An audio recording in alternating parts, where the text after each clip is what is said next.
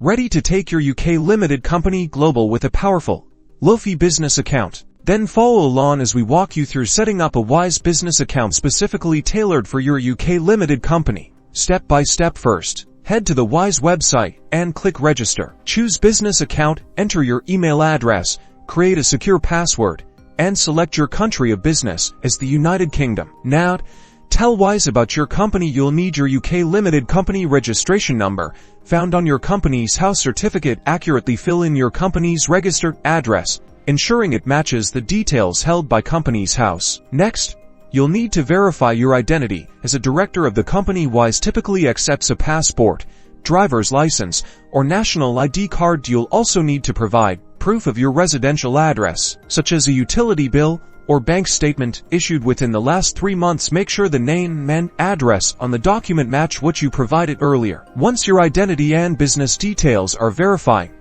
this can take a few business days. You're all set. You can now start receiving payments in multiple currencies, hold funds in different accounts, and make international transfers at competitive exchange rates, giving your UK limited company the financial flexibility it needs to thrive globally.